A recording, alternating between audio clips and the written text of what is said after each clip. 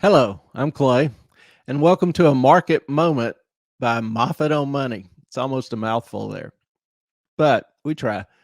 Wanted to just talk for a few minutes about the CPI, the current release, the market reaction, kind of some future prospects, because getting some comments on it. And when the CPI was released, it came out at 4.9, which was down from the previous month. There was a lot of enthusiasm. The market had a pretty positive reaction to it.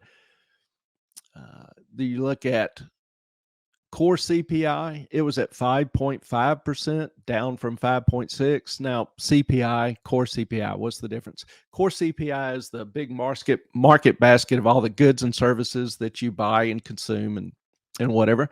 CPI core takes that market basket and then strips out food and energy, which are very volatile areas of the economy. The prices fluctuate a lot. So in order to try to determine a more consistent underlying CPI index, they use core. Now, the Fed chairman, Jerome Powell, has his own favorite measure of inflation. It's called the super core.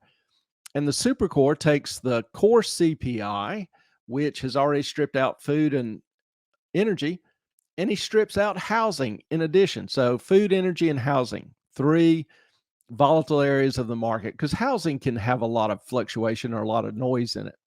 So that's the index that Powell follows most. And it also dropped a little bit down to 5.11%. Now, keep this in mind, 5.1%. That's still relatively high inflation, particularly when your target's 2% inflation. But looking at the numbers a little further, there was one number that I thought was terribly interesting, and it was called CPIU. CPIU, urban consumers. Now, the difference between CPIU and the regular popular CPI is just in the people included in the survey. CPIU, the normal CPI, just includes hourly wage earners and clerical people. CPIU includes all employed persons. So CPIU covers about 88% of the population, a much larger sample than the normal CPI does. So it gives you really a broader inflation index. It tells you or gives you more insight on the actual inflation rate that most people are experiencing. Now, the picture you're looking at is this rate over the past year, the past 12 months. And as you can tell, there's some variety here. There's some fluctuation. But it's right here on the right-hand side, I want you to notice. Since the beginning of this year, we've seen inflation at 7.7%, 5.5, 3.3, and now back up to 5.5%. These are monthly numbers. So to get the annual rate, you just multiply it by 12, or you take the difference from the previous year's index. Either way you want to go. But at 0.5%, that's an annual inflation rate of 6%. That's vastly different than what you're reading and seeing in the press and the major media. And that's probably part of the reason that informed investors in the market are being a little bit more cautious. The market as a whole is kind of expecting Powell to halt the increases in the interest rate, as well as perhaps start cutting interest rates, maybe by the end of August or September, I think is the average prediction right now. But if inflation is increasing, and we know from history that it can and likely will, then there's still a lot of risk out there. If inflation starts increasing, Powell will keep the rates going up. He won't cut rates. In addition, I believe Powell is pretty determined to kill QE, the liquidity program that was basically giving free money to a lot of large banking investment institutions. He's begun a process of QT, which is just the opposite, trying to reduce the Federal Reserve's huge balance sheet that has accumulated over the past decade. So I think he's going to, I'm pretty convinced actually that he's going to continue those courses. So you won't see quick rate cuts, and you may still see some more rate hikes. Throw in the additional factor that we are likely headed toward a recession that I don't think will be terribly mild. It may be pretty severe. So there's still a lot of risk in the market. I know a lot of people are eager to start investing again or wondering, what they should buy now. And my encouragement is just to for you to understand there's still a lot of risk out there and to be cautious. Don't be concerned about following the herd. If you want to get screwed consistently, follow the herd. It's the best way to do it.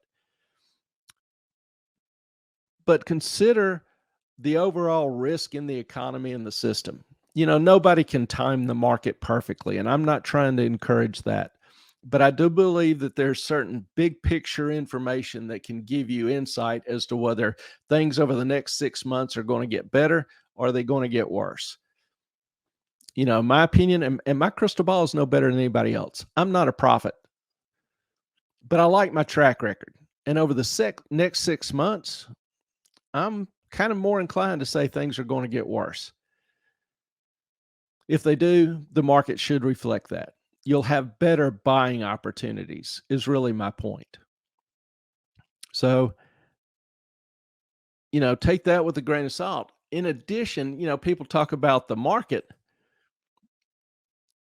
and how it's, performed this year.